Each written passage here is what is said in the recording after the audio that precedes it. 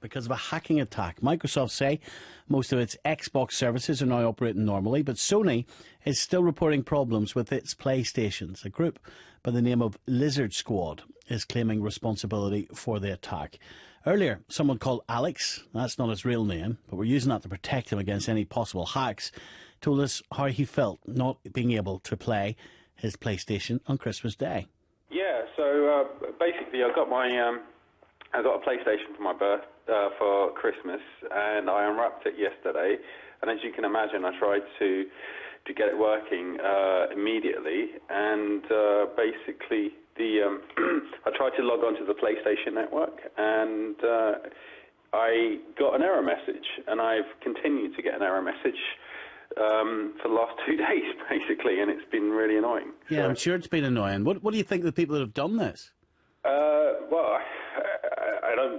Well, I'm not very happy with it, to be honest with you. Not at all. It's really annoying because I just want to pay a lot of money for the PlayStation, and want to be able to use it properly, and I can't. So.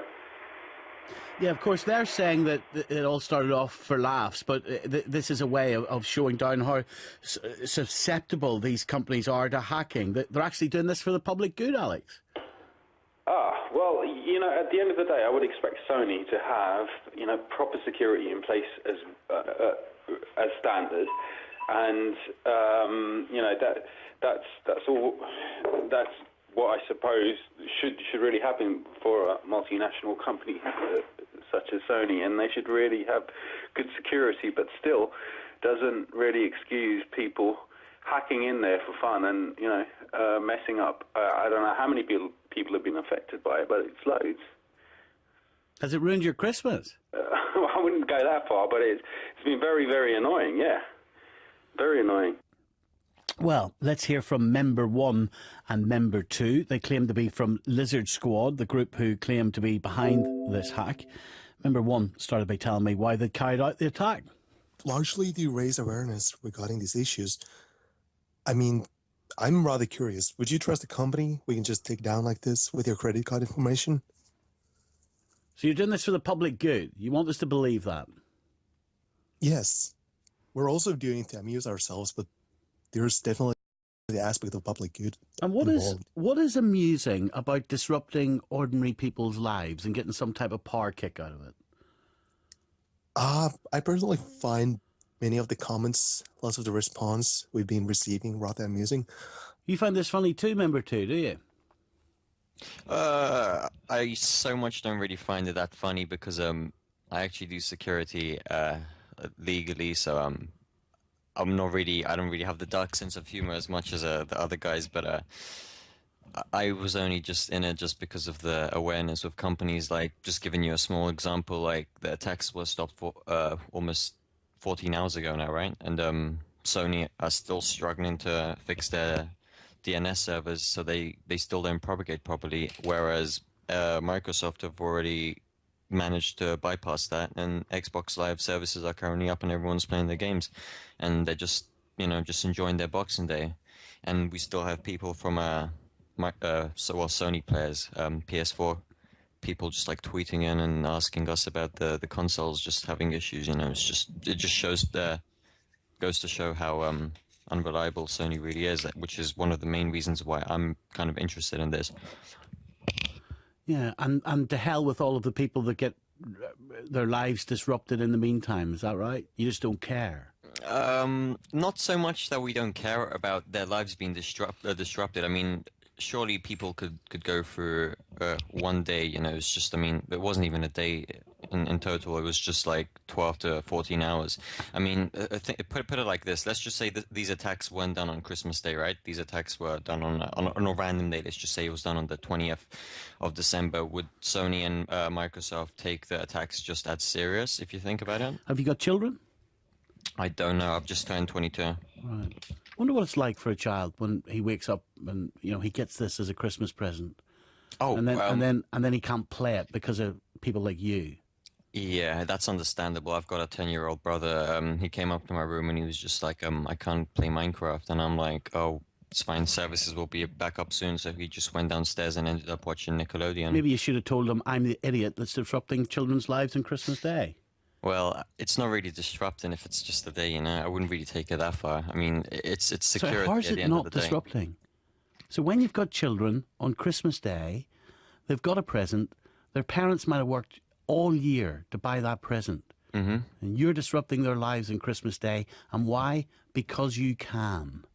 Right, exactly. Just because we can, but not only that, but put it like this: is Christmas really about children playing their new consoles or playing with their new toys, or is it about them spending times with their family and celebrating Christmas? I think everyone's just taking it completely out of the ordinary. Whereas people are saying, "Oh, I've spent this amount on a console which is useless and it doesn't work," and that it's not about kids playing their games or So, going out and stuff. It's about spending time with their family. It's so now about you, a 22-year-old who's barely lived with no children, no family, oh, I've lived in around terms of children around you, now you're deciding how people should live their lives on Christmas Day. Now No, you're that's deciding just what's important to just them at how Christmas Day. that's just my opinion. It's not a fact. It's just my Yeah, opinion. but you're enforcing your opinion on others, aren't you? That's what you're doing. Well, it happened, so we can't go back now. It wasn't really. We weren't gonna go back in the first place. It was just something that was planned, really. Why did you choose Sony and Microsoft? Specific reasons. One of the biggest multi-billion, God, just such a huge company, Microsoft, can prevent such an attack. You know, like, would you not think that they should be able to prevent such an attack? Like, I mean, think about all the knock technicians that they have running their servers and DNS servers and everything, you know, protecting their network security, and all of a sudden they were told that this would come on Christmas Day. They saw it, they just let it go over their heads, and they still couldn't protect themselves against a couple of as you say, people that have barely lived with not much experience, right? Of living, and they couldn't protect themselves against people like us. Well, you said you work in security, so have you got a lot of training? Just how sophisticated a hacker are you? I wouldn't really call myself a top grade hacker. I know people that are way better than me, but I think I know my stuff. So I think it's fair to say that I do know some of my stuff, and this just proves it, right? So it doesn't take a degree of sophistication to do this. Well, An ordinary the hacker honesty that do wants not. to disrupt children's lives on Christmas Day could do this, could No. they? If they put their minds to it, whereas with me, where people, friends of mine, they used to go out clubbing, party, and I really didn't enjoy that. I did do it for a bit. I found it dull, so I decided to just sit at home and learn more skills of my own. You know, it's helped me along the way. So maybe this isn't something that most people enjoy and think that it was a good decision, but to us, I think it was just something that we've just decided upon. So yeah, it happened. When you say it happened, will you do this again? Um, that's really hard to say because I'll be honest with you, it was completely unplanned. This whole thing that just happened, it was less than a 2 week plan. Like it literally took a couple of days to just plan out. Like that's how easy it was. How many people are there in your group, Lizard Squad? There's no more than 10. And who controls the group? Like, who decides if it happens or not? Is there a It's a just king like- lizard? No, there isn't. No, I'm afraid there isn't a king lizard. It's just where we're just it's someone decides or comes up with an idea, and if everyone likes it, we just go ahead with it. It is pretty remarkable, actually, that that someone like you and a handful of other teenagers and 20-year-olds can disrupt the company to this extent. I'll give you that. And yet you're trying to tell me that you do this for moral reasons, right? This specifically wasn't for a moral reason. This was the first time that I've done anything like grey hat wise. I'm usually more of the white hat security type of person where I try and tend to help people out. But I just decided to get in on this. You know, I mean, I really don't feel that I shouldn't have. But So you don't feel any sense of shame? in all honesty, if I did, I would have probably apologized by now. But no, I don't. You see, some people might question your morality. some people yeah. might question the type of 22-year-old little And they have hacker every that right. you are.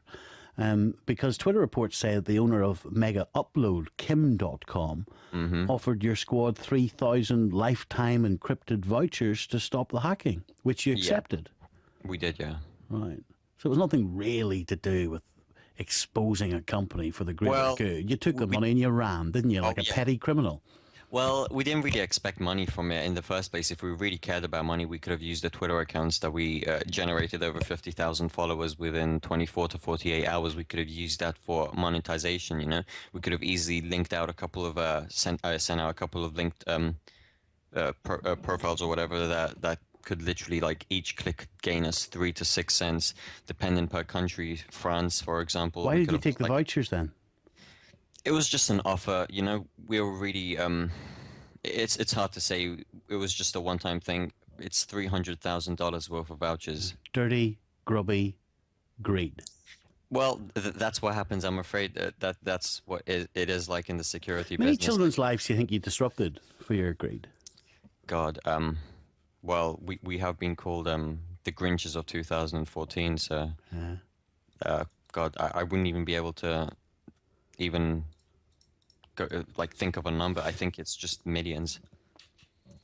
Millions, like quite a few of them, like your little 10-year-old brother. Yeah. But I don't think... That makes you a man, doesn't it? Makes you a real man. You must feel powerful disrupting 10-year-olds. It really depends. I don't know. I don't really have an opinion on Feel that. strong, do you? No, you don't feel strong by doing this. You just you feel that you have the power to do something, and maybe the company could actually change for the better. But obviously Sony still hasn't. A lot of people out there might criticise us, the BBC, for giving you this interview, because I guess they will say that we're giving you the publicity that your group wants. Well, I don't think that they have the right to say that, because we've been offered interviews, TV interviews, where we've been offered with CNN earlier on today, Washington News, Sunday Times, Daily Dot, just literally a couple of minutes ago, just before you came on air with us. They just published an article which is really huge. I'm pretty sure you know them. So we're not really getting any publicity that we don't already have, if that makes sense. So they don't have any right to be blaming you guys for anything, to be honest. What would make you stop this? It's already been stopped right now. What would make you stop doing it again? Like, what are you actually trying to achieve? What's the end game here? There is no end game. That's the thing. Like I said, or like my friend said, it's for some of us it was just for the fun of it, and for others it was just to see what we could achieve, to see if it could happen, to see if it could work. You know, so. It really depends, and it's random. I'm sorry to go back to this again, but I will, because, you know, I'm an ordinary guy, and I guess that I expect, you know, ordinary people to respond the same as I do. Presumably you wouldn't go into a child's house, lift his PlayStation and smash it on the ground on Christmas Day just so that he couldn't play it. No, of course not. You're not that type of dork, are you? No, that's just horribly sick. And yet you've done the equivalent. Well, it's not really the equivalent, because their consoles, when even their consoles were working, the only thing they couldn't do was just access their online. They still have access to it right now, and they had access to it after the attack stopped. It really depended on the DNS servers, and most people are still on right now. I mean, those kids. Do you really think that 14 hours is... Do we live in such a world where 14 hours of not being able to access a console which they were gifted is such a crime? You sound quite articulate. You sound quite intelligent. And yet you're doing such a stupid thing. Would you not prefer to be a better citizen for wherever it is you live? Would you not actually prefer to do some good? Oh, yeah. That's pretty much what we usually do, but like I said, this was just a bit of fun, which we didn't really plan too much. We just thought that we should just do it, you know. I can't really say any more than that, to be honest. But yeah, one day. Let me go back to Alex, who's been listening to this. Sure. Alex, what have you made of what you've heard? Well, I mean, it's very admirable, you know, to try and expose the security flaws of multinational companies, which make a lot of money from, you know, from ordinary people buying their products and so forth. So, I do expect them to have really high security. But I would contend that doing it on Christmas Day and doing it in such a fashion is not the right way of doing things, really, because you've upset a lot of people, a lot of kids out there, a lot of, young people that, have only a few days during the year where they can, hang out with their families and spend time with them and, just have fun. And to do it, over these days, I don't think it's right. Number two, can I just come back to you again? Why are you not frightened of getting caught?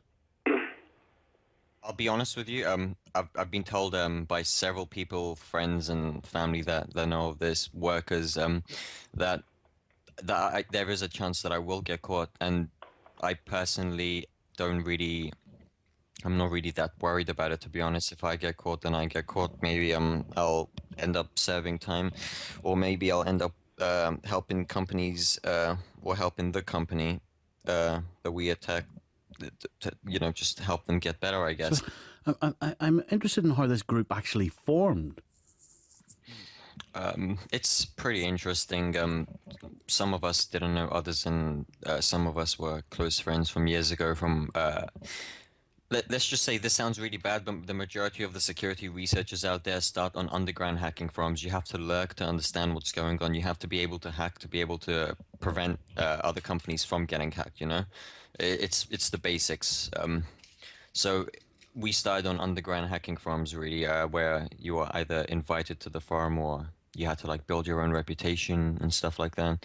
That's where we started, at least. And we just joined other forums and we met one another, shared skills and assets. Here's my final question. Remember, when I'll ask you this. So what do you predict the future is? Are we going to... Do you think the future is groups like yours disrupting national companies who...